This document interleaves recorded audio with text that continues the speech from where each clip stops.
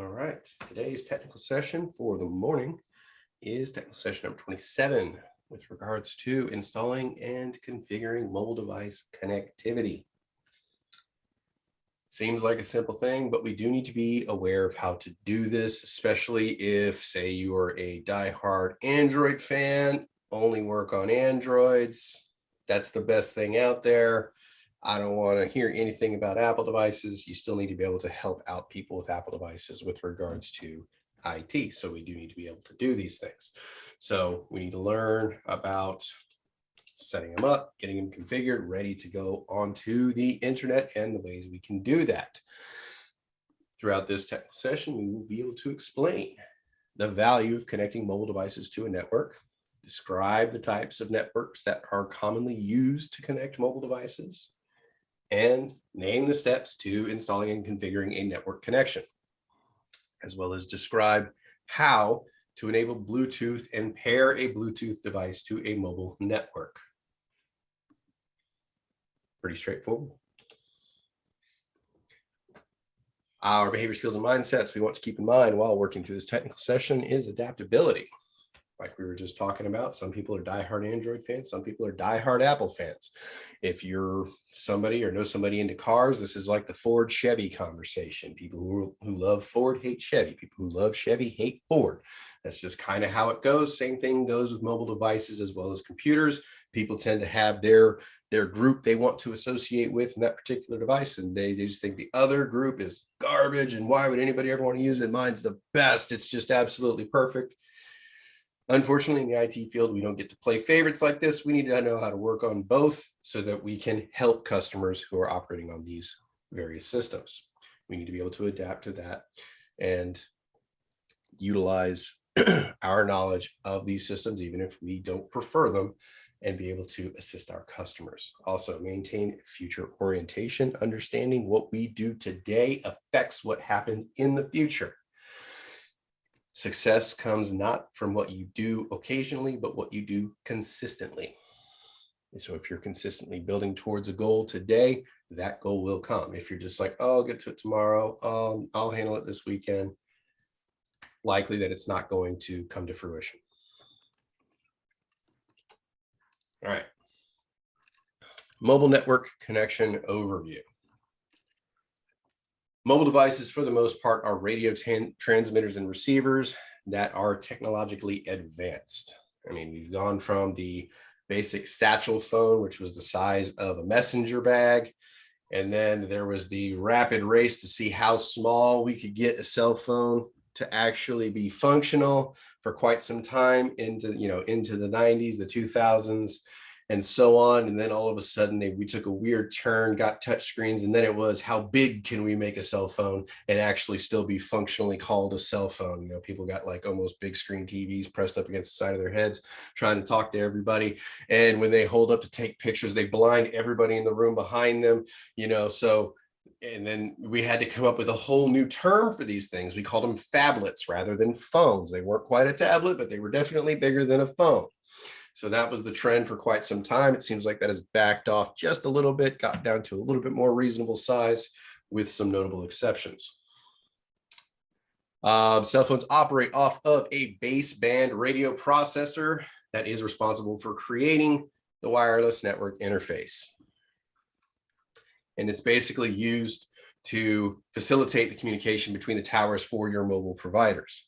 Real quick question. Did anybody realize you have two operating systems working simultaneously on your phone at any given time? Did you know there were two? You have the one you interact with, and then there's the one that interacts with the radio receivers and all that stuff that your mobile providers deal with. So there actually are two functional operating systems working in different layers on your cell phone at this time. All right, so two types of networks that you would typically operate off of with regards to your cell phone. You have your cell phone network, which, you remember the 3G, LTE, which is long-term evolution. We're moving now into 5G. 5G, all that means is generation. The G means generation. It has nothing to do with speed. It is the generation of technology. So you had 3G, 4G, 5G. It was third, fourth, and fifth generation of phone technology. That's basically all it means. So the capabilities of 5G are pretty high. The reality of 5G at the current date is pretty indistinguishable from 4G currently. Yes, Chris. So 3G, 4G, 5G, there's no difference in speed? No, there are differences in speed in the technology, but the 3, 4, and 5 is not the main indicator of that speed. It is the generation of technology that is being utilized by that phone. Okay. So you can have a really slow 4G and a really fast 3G, and the 3G would be faster than the 4G. But it's the programming, the operating system, and the technology that is being applied. That is what the 3, 4, and 5G mean. That's why people saying that 5G can mess with your body. You know, it's not because it's blazing fast. It's because of quote unquote the technology. They said the same thing about 4G. They said the I same thing about 3G. Digital. I mean, you know, if you pay attention, this exact conversation takes place every evolution exactly. of the cellular signal in cell phones. So long term, I'll wait and see what is discovered. The other signal that is utilized for wireless or for your cell phone to transmit data on is the Wi-Fi network, or the 802.11 standard. We're going to get into a deep dive on 802.11. There are several different flavors of it and generations. Yep. Yes, we need to know the difference between them. We will get into that a lot more when we get into SOHO and wireless networking. But just know for now, cell phones can operate off of either cellular signals or Wi-Fi. They won't be asking about 5G on the 8 Plus because 5G was not actually under construction and in fruition when the exam itself was created. It was just a theoretical technology at that point that was in tests. So this is where there's that gap in the tech evolution versus the exam. All right, next. How do we enable and disable Wi-Fi on a mobile device? Okay, I can already hear people's eyes rolling in the back of their head right now, like, good gravy, I know how to put my cell phone on a wireless network. Understand, but we need to be able to explain this to people as well while dealing with them over the phone and or remotely. And also, right, if you're operating off of Samsung versus Apple. So on an iPhone, it is called Wi-Fi. Android, it's called wireless networks. That is how they distinguish it. When enabled, you will see all the Wi-Fi networks that are available for you to connect to, whether they are locked or unlocked. As long as they are broadcasting their SSID, you will be able to see it on your phone. Now, set up a connection. You would select the one you wish to connect with. If it is a locked network, it will require a password, and you should have that password or passphrase in order to be able to connect to it. If it is an open network and it is not, say, one at your house, I would highly suggest not connecting to it. All right. You can also pre-configure wireless networks. Say, yes, I trust this network. Please save this sign-in and password. So when I come home at night, it automatically connects to my wireless network. It knows the password. It gets in and transfers over from cell service to wireless to save on data. All right. The only thing this also helps if the SSID is hidden, it can still connect with that tower. So SSID can be hidden for they call it a security measure, but it's kind of one of those things. What do we always say locks do, Marvin? Man, they just keep honest people honest. There you go. Locks just keep honest people honest. So it is considered a security measure, but in reality, if somebody knows what they're doing, they can get past it anyway. Still get past it. Yep. All right. Enabling and disabling connections to a cellular network. Connection to a cellular network typically happens automatically based off of the SIM card you have in the back of your phone, which allows the phone to know which provider you're dealing with, which towers it can communicate with. And if it communicates with alternate towers, lets them know whether or not the company you're dealing with has an agreement with them to allow that signal to transmit. Now,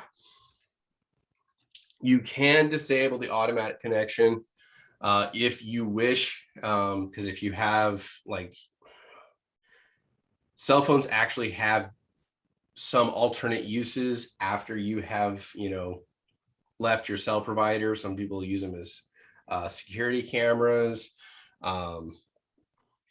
essentially iPods, music, little, if you have like the phablet ones, you can use them for readers.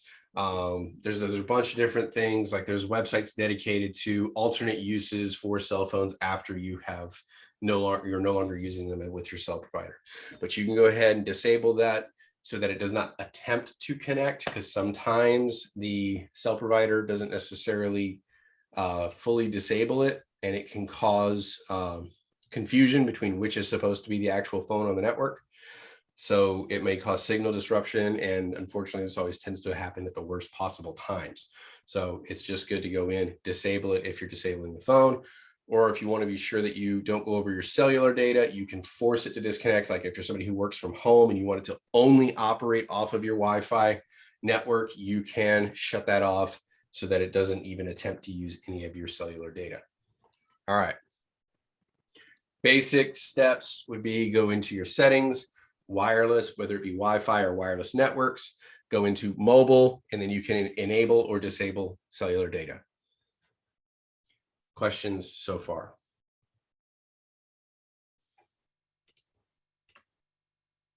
All right. Connectivity features. Your phones can use quite a variety of features with regards to communication that you need to be aware of. Some that we're going to be talking about today are going to be like your hotspots, tethering, airplane mode, Bluetooth.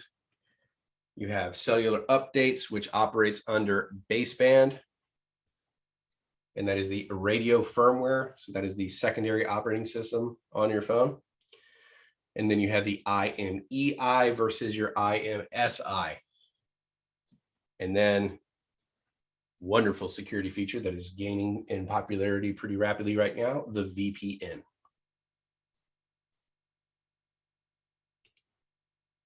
Yes, Chris. I know last night in the reading, you said that tethering used to be a term used for whenever a USB cable is connected, when a device is connected to a USB cable. Is that still is that term still used to describe that also? You can do wireless tethering, but for the most part, that was why they call it, because your phone was literally tethered to your computer. You would use your cell phone to provide internet to your computer. That was a basic feature that it had. The only thing, but it had a lot of problems. Like if you received a phone call, it instantly cut off your internet, things like that. But yes, there is a Wi-Fi wireless version of tethering. For the most part, they consider it with a USB connection, though. Especially for this test, Chris, because there's going to be a performance-based question that I'm going to give you a little later, heads up. And when tethering is mentioned, that's how you need to pair it with the right answer. But we know due to the advent of hotspots, we can still utilize it without the cable. But when you hear tethering, that's what you need to be thinking right now. It's with the cable, it's to assist with that data transmission from that mobile device to that PC. What you got, Evan? Oh, I was just going to ask him, can you go back to the previous slide?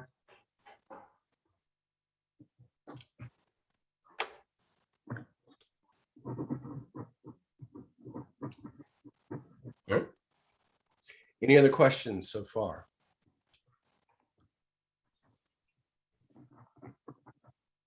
Now, many of you I know are able to do this. You do this on a day-to-day basis, but the big key with this is not getting tripped up on the steps. And some of them, like with Bluetooth, there may be a scenario where the last step is where everybody gets kind of tripped up on, because we don't typically do that anymore. But it is actually there. All right, hotspot. Definition of a hotspot lets you share your cellular internet connection with Wi-Fi capable devices. Kind of a nice feature. Whether or not your phone is capable of this, most phones are capable. It's just whether or not your cell provider will allow you to turn that feature on.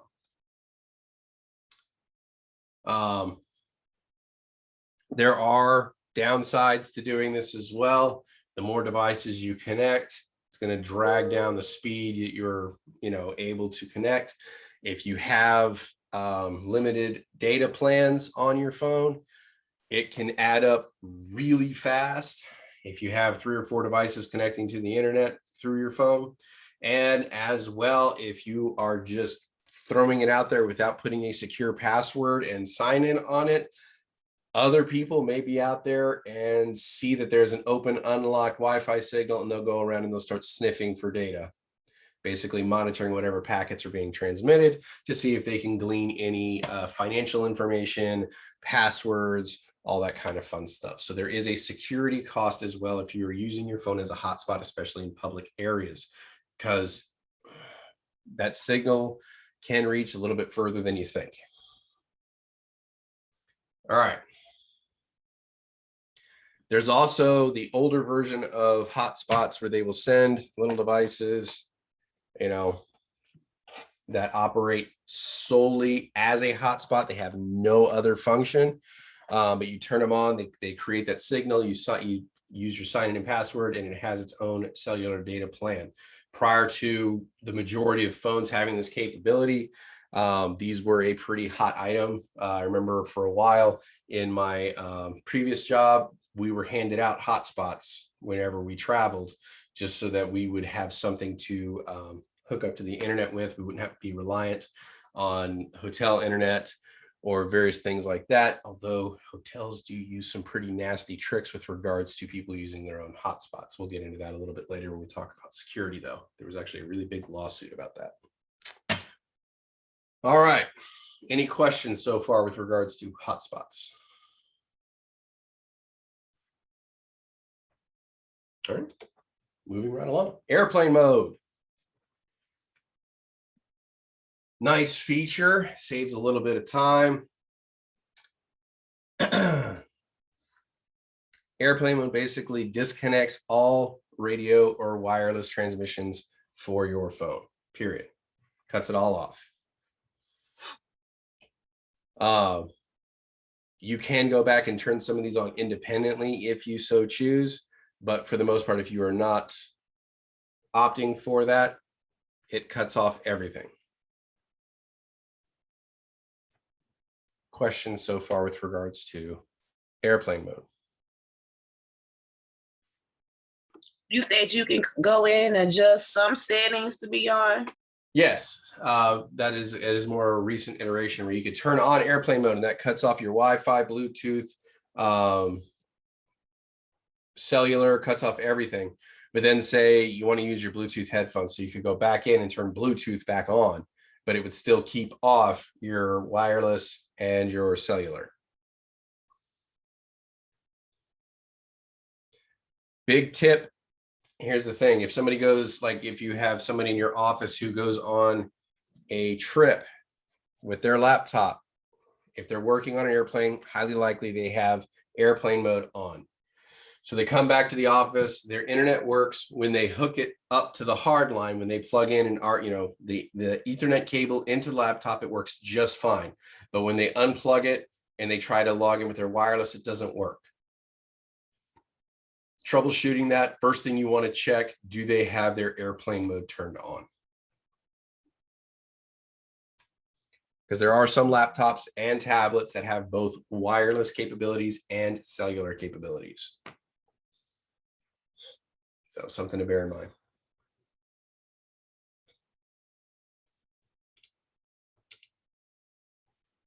All right. Oh, here's the description I was looking for.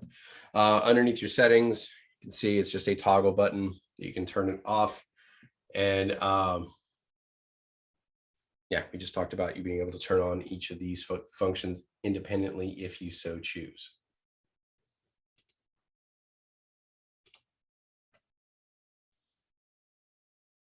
All right. So we got one here. Let me go ahead and stop so I can share sound.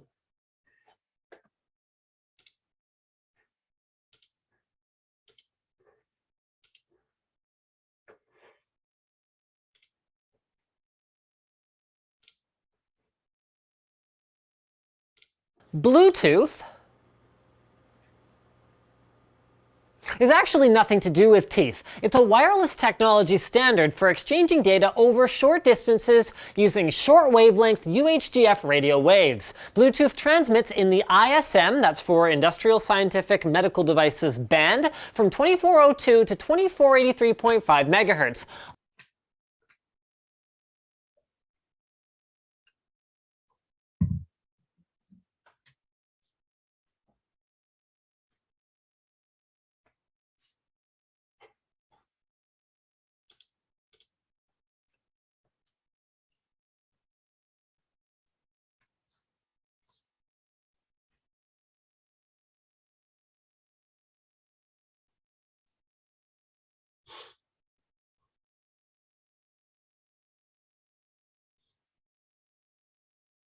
See, somebody's hedging their bets with maybe.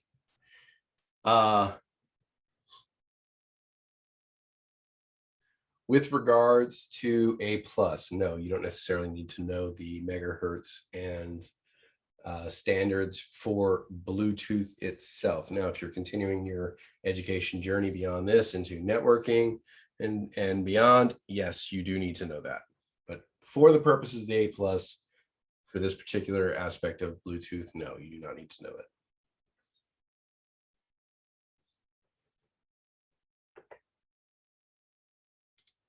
Also known as the 2.4 gigahertz short-range radio frequency band, including its guard bands, and as such, it's also completely colorless. So what's the story behind the name then? Well, the original standard was developed by the telecom vendor Ericsson in 1994 as a wireless alternative to RS-232 data cables.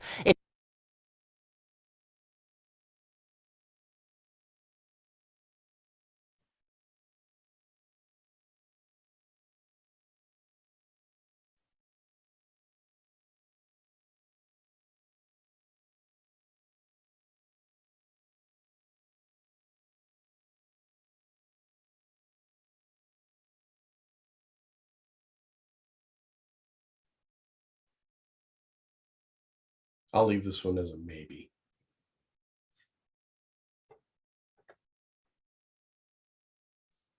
It didn't receive the name Bluetooth until 1997 when Jim Cardock, who developed a communication system between mobile phones and computers, proposed it while reading The Longships by Frans G. Bengtsson, a historical novel about Vikings and the Scandinavian king Harald Bluetooth.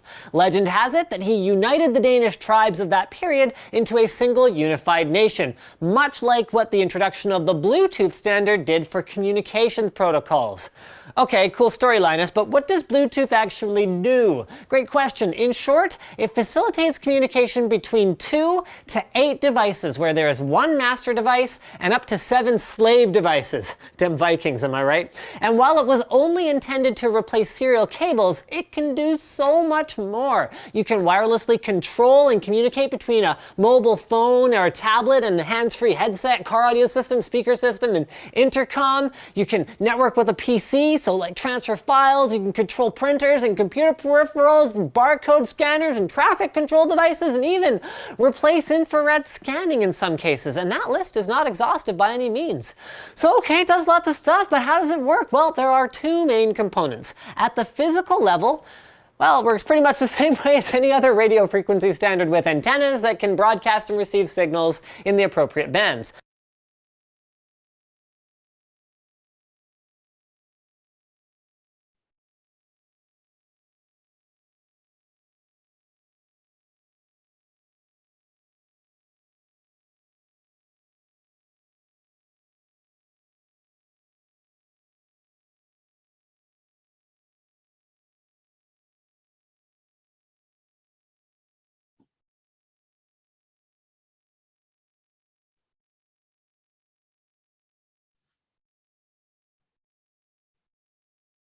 All right, a lot of agreement there. But at the protocol level, things get a little bit different. To achieve a robust enough connection for communication use, even in environments with very heavy interference, Bluetooth communicates with very short transmission bursts and then quickly does micro hops around to the various frequencies within its range. And it allows more than one device to transmit on the same frequency at the same time. But constant transmission of data means higher power consumption, and for years, most Bluetooth devices suffered from lame duck battery life that pained users and made the standard not practical for many applications. Until a few years ago, Bluetooth 4.0 or Bluetooth Smart came on the scene. It's basically the power-efficient version of Bluetooth that has enabled amazing stuff, like devices with 1 to 2 years of battery life on a single button cell. I mean, I wish my phone could do that. It's too bad it has to power other stuff like the screen. The one issue with Bluetooth Smart accessories is that they can only be used with Bluetooth Smart ready primary devices, smartphones, notebooks, tablets. A qualification given to phones that are, by definition, compatible with Bluetooth Smart accessories, meaning that there is no backwards compatibility between phones with older versions of Bluetooth like 2.0 or 3.0 and devices that are equipped with Bluetooth Smart. Bluetooth Smart ready primary devices, however, are backwards compatible with accessories that run older versions of Bluetooth. One other cool Bluetooth 4.0 fact is that range is no longer locked down, so while manufacturers can opt to optimize for more traditional 10-meter or 30-meter ranges, it's possible for devices to work at 60 meters or beyond. So that's it. Bluetooth is a low-speed, interference-resistant communication protocol that allows devices to transfer data across multiple platforms at short range, and now with great efficiency.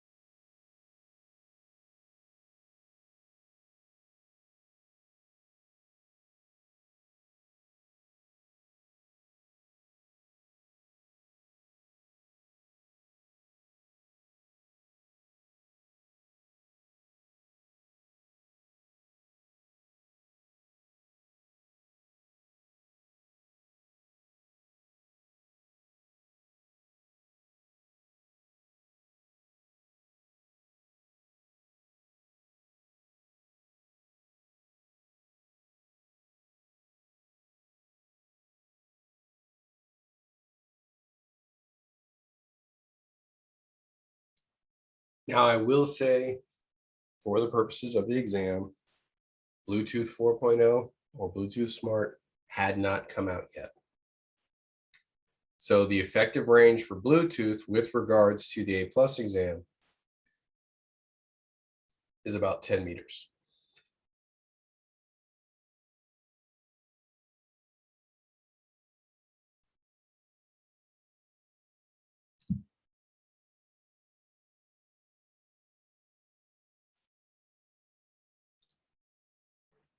All right.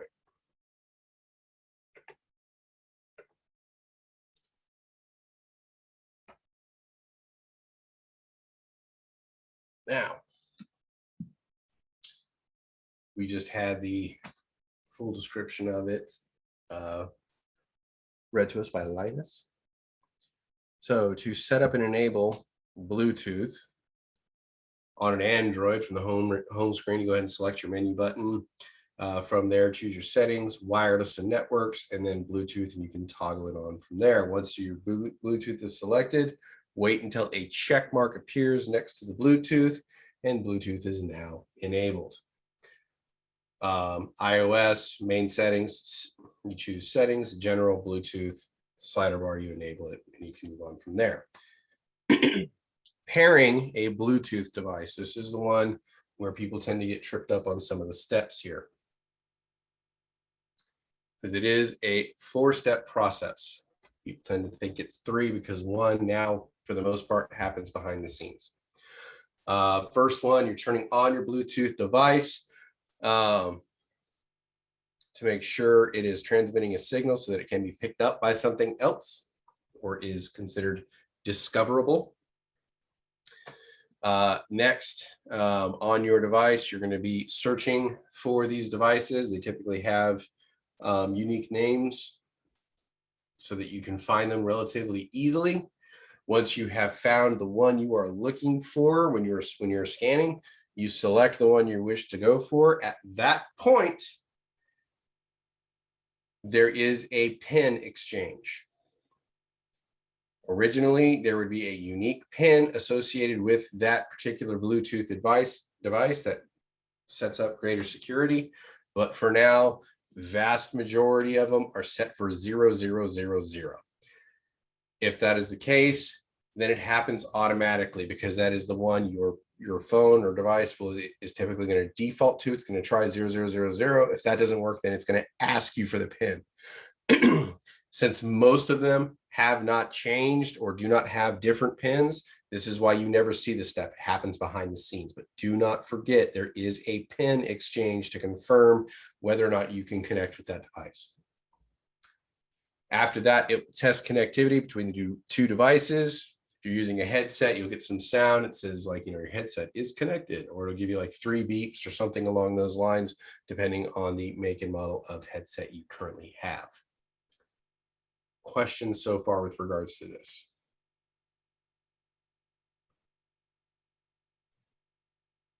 What was the pin you said that was like the default pin?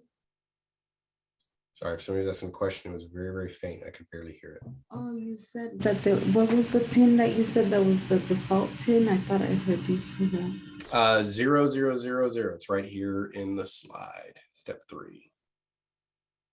So that is the default pin for most devices. Like cars, it typically is not.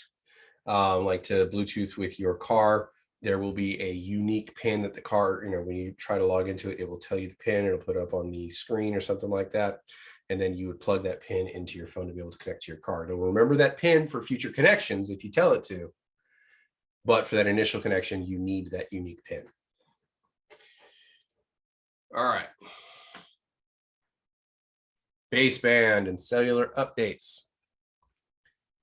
Baseband, for the most part, is used to facilitate all wireless communications with your phone. Your phone has a baseband radio processor built in to its own firmware and memory, and it runs an operating system in the background so that everything happens as quickly as it can with regards to your communication.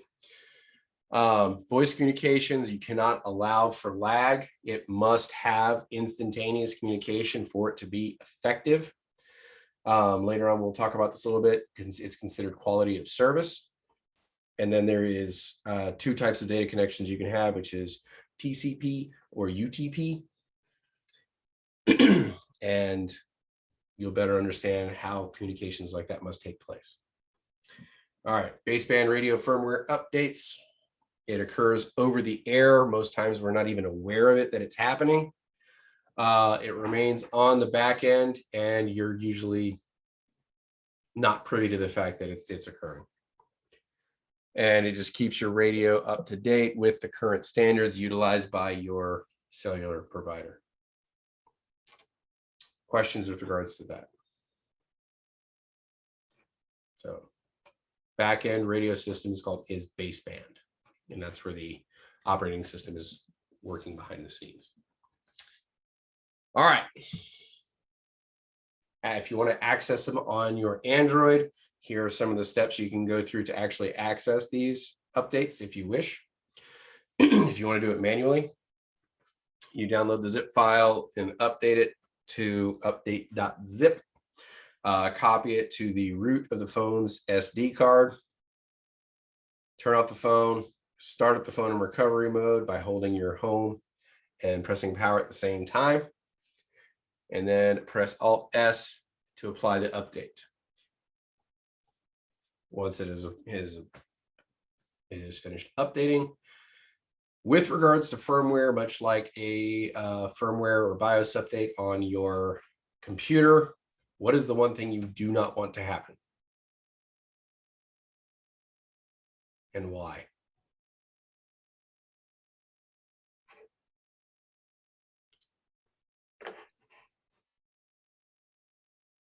You don't want to lose power. Correct. You Right. don't want to lose power. Why is that?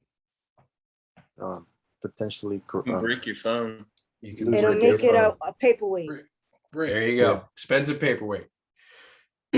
So yeah, you can brick your phone. Any kind of firmware update, if you're doing something along those lines, is very, very testy. You don't want it to lose power or anything like that. Thankfully, with regards to phones, they're operating off of hours or a battery, so it is very rare that they would lose power in that particular scenario.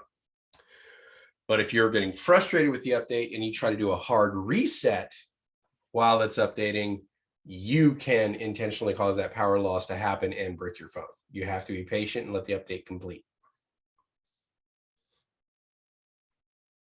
All right. Questions so far?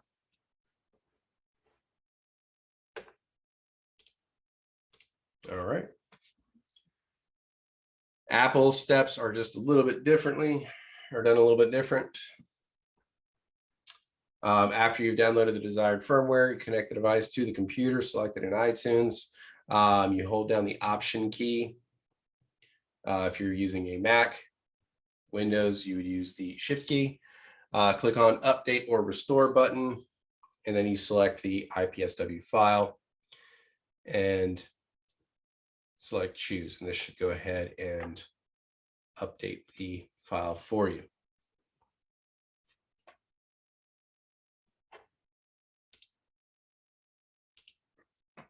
All right. PRI, or Product Release Information.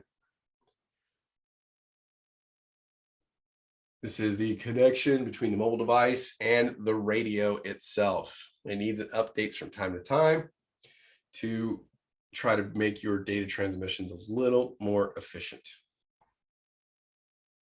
Again, like the baseband updates, the PRI updates occur over the air. You typically don't know that they're happening. They kind of happen behind the scenes. Many of the features it'll provide will be like increased data speed and stuff like that.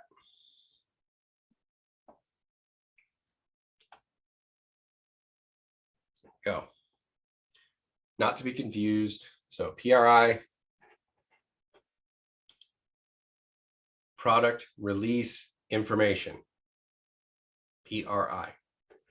There's a ton of acronyms here, and some of them can get pretty close. So it's important to kind of separate them out and try to come up with ways to remember them. Me just pretty much knowing what the acronym is for a lot of times leads me to what it is used for. Not to be confused with preferred roaming list, which is basically a list of radio frequencies that are stored in the memory of your phone based off your internet provider that tells the phone which networks it can and cannot use. So which networks have agreements with your cellular provider. So if you're outside of your home area, a lot of times, like if you were using cellular or singular back in the day, they would have a strategic agreement with AT&T. So if I was out of the singular network, but I was in an AT&T network, I would still be operating as if I was in a singular network because of the agreements they had. But if I went into a Verizon network, I might not be able to communicate with those towers without a lot of extra charges. All right. The updates for PRL also occur over the air because these agreements are changing from time to time with regards to the amount of data that can be transmitted. Is it cellular only? Is it, cellular plus data? Does it include texting? All that stuff, adjusts over time. So they need to keep the phone up to date as to what it is and is not allowed to do. So they go ahead and push these updates to your phones.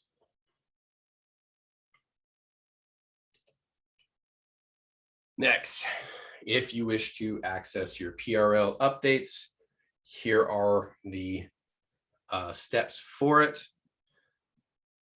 Again, we're going to be dropping the Nearpod in Slack, so you'll have it. But here it is in case you need it. You want to go over the steps multiple times. Yes, Evan, do you have a question, sir? So is that why when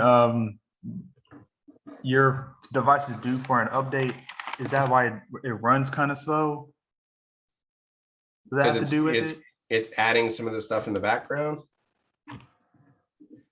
Well, so like, here's the thing, like if you're running a software update, like on a on an Apple phone where it says, okay, we're updating the operating system, that's typically the front end operating system. It is not the operating system in the background. The operating system in the background, the baseband operating system, or the PRI or the PRL, a lot of that will be pushed during times of low data usage. They're not going to push that during peak usage because it's going to slow down their networks even further if they're trying to update every phone on their network. So they're going to be pushing that data at like, 4 a.m. on a Tuesday or something like that to, be able to efficiently deliver that data to everybody, because a lot of people have their phones on overnight anyway. So this is stuff that they will target low data use times in order to do. But yes, it could slow down your phone during that time.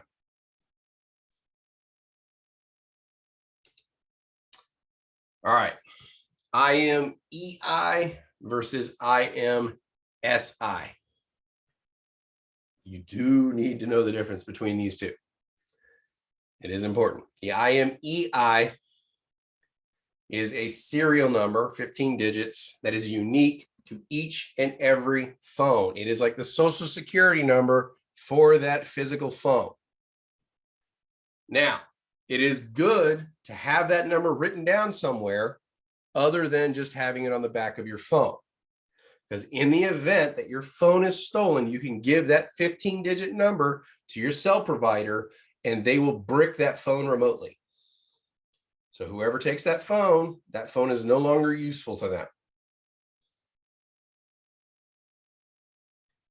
So that is the individual social security number, 15 digits, serial number for the physical phone itself, IMEI, or International Mobile Equipment Identification. Not to be confused with the IMSI, which is the International Mobile Subscriber Identification, which has to do with the SIM card that is placed inside your phone. That is the 15-digit identifier for your SIM card, the IMSI. So this is why if you wanted to move from one phone to another, it carries over all of your cell phone provider data and all that fun stuff, and a lot of your information from one phone, like contacts from one phone to the other, because that is attached to the SIM card itself and the IMSI.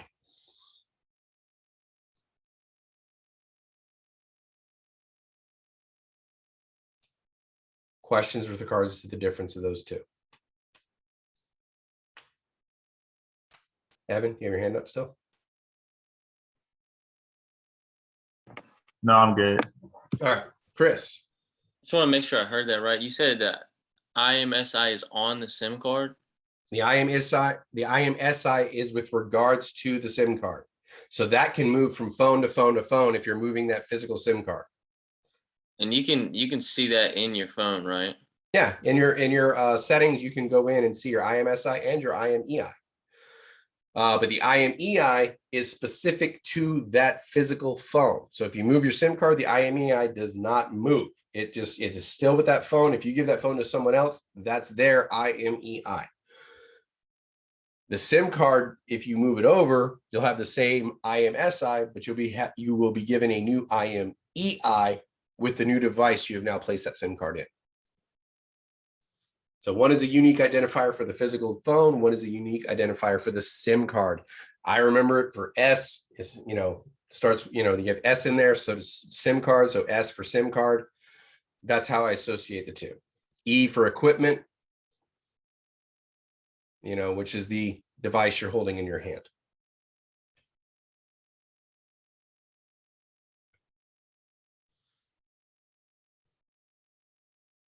Questions with regards to that?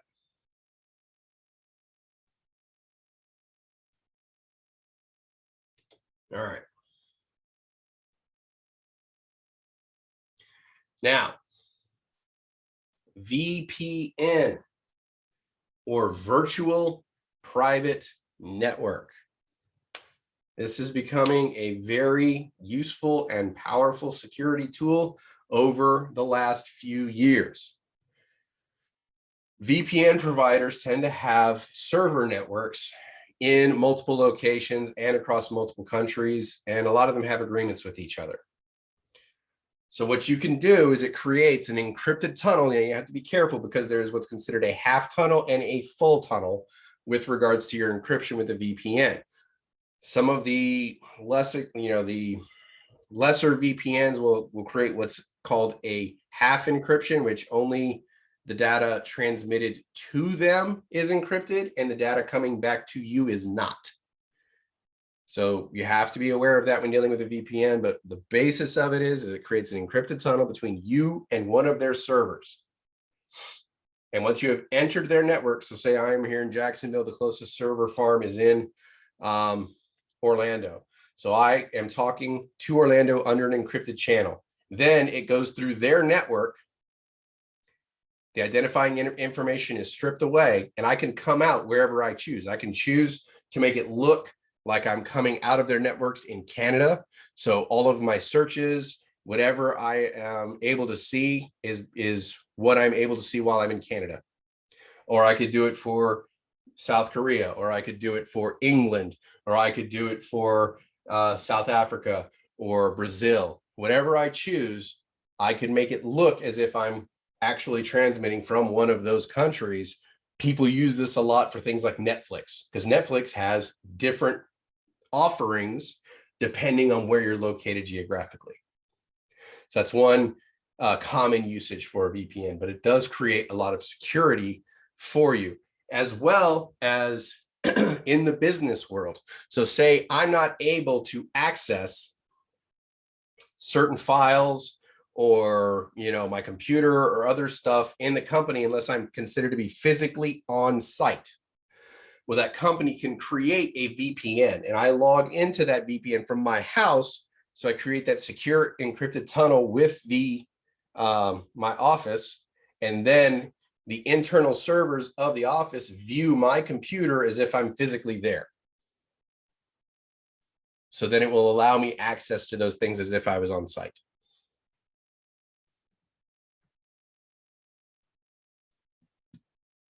The only thing with regards to VPNs is it does require some additional configurations of your systems when you're initially setting them up, and it can make your systems run slower because the actual process of encrypting and decrypting takes a not insignificant amount of processing power to make this happen. So questions with regards to VPNs. We'll get into this a little bit more when we get into security. This is just kind of a basic overview.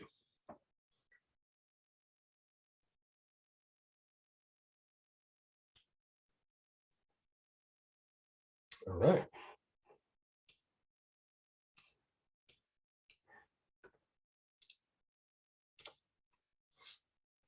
Now, VPNs on your phone, if you're using Android, go into your settings, wireless networks, tap more, and down there you can tap, like I think scroll all the way down to the bottom. There is a tab just for VPNs, and this will allow you to set up your VPN. This will depend on the VPN provider you have, what information you would give to it at that point. There are some, they are not all created equal, just so you know, but if you do a little bit of research, you can kind of figure out who the good ones are. They will give you the information to provide to your cellular phone or your computer or what have you to allow you to establish at this point. A lot of them have apps now. So you can go ahead and download their app, and then you can turn it on and off from the application, making it a lot more user-friendly. All right. For iOS or Apple devices, under settings, general, scroll down to the bottom, VPN, add a VPN connection, and then you would go ahead and provide the details that are needed, just like you would under Android. Any questions so far with regards to this? I know a lot of it you may have known, but some of it with regards to the other type of operating system that you're not familiar with using is helpful, especially when you're working in IT and troubleshooting for other people. Questions so far? We're all experts on networks now. Good.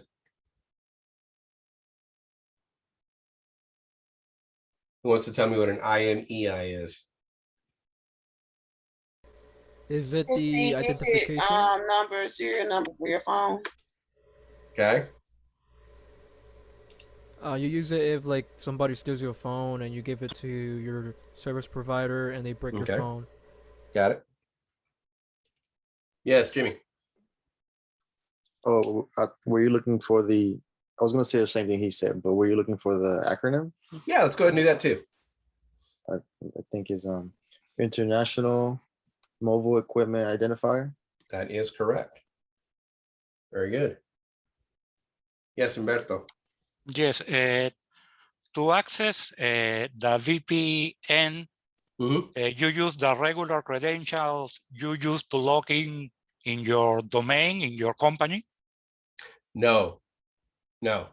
Your company will have a VPN and it will have its own sign in and password that you will need to establish first. And then once you have established that connection with your company, then you would use your own credentials that you would log into your corporate system with. The VPN itself is just creating that encrypted tunnel between you and your office, essentially. You said that each phone has its own IMEI number, right? Yes. So every phone has a unique IMEI. It's kind of like the social security number for the phone. And then what is the IMSI? Aijan. I didn't want to answer this question, but it's okay. It's 15 digits for SIM card. Okay. You can move phone to phone. It belongs to, say, to SIM card 15 digits numbers, this IMCI. It belongs only to SIM cards. If you move to phone, it will move with you. I mean, with a SIM card. Yeah? Beautiful. Perfect. I want to ask you one question, Mr. Kelly. Okay. Regarding VPN, why when I was living in Dubai, it's the Middle East, VPN was prohibited there. Like if they will quote you with VPN, they will put you fine on it. I don't know. Okay, well, I mean, I can explain that actually, because in some countries, they do have a significant level of censorship. They have a lot of material that they do not allow you to look at or search. VPNs are a way around that. This gets you past that firewall that they're trying to establish. So some countries, it may be copyrighted material. Some countries are significantly more severe in this. China is notorious for what they call it their virtual, they're like the Great Firewall of China. So the VPN allows you to kind of get outside of their censorship and then view what you want to view. So if they see you using a VPN, their estimation is that you're using it for nefarious reasons. So they will fine you. Some places will imprison you. Depending where you are. If you are traveling internationally and you have a VPN, be aware of the laws of the country you are going to with regards to these security measures, because they can affect you. Also, some devices that we utilize in the US will not be allowed to go to other countries because of the encryption levels that are on those devices. So they will not allow them to go from the US to those countries, and vice versa. There's devices in Japan that you cannot purchase and bring back to the US. So a lot of it comes down to internet security. Yes, Humberto, do you still have a question or hand still raised? All right.